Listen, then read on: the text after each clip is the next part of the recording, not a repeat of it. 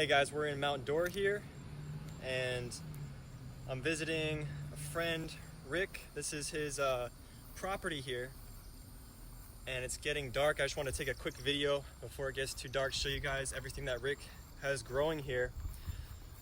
Definitely, you guys will have to check out his property sometime in the future just to get some inspiration on what you can grow here in Central Florida. Rick has been doing this for 10 years now. And as you can see, full-grown banana trees.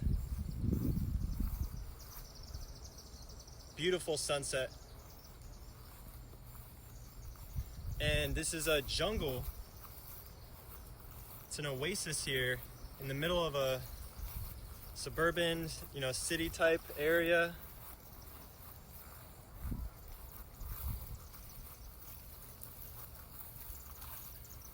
Now, what looks better, this jungle right here or this parking way?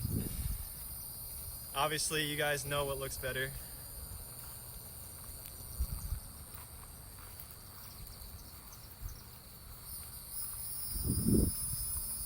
All right, that's a tour.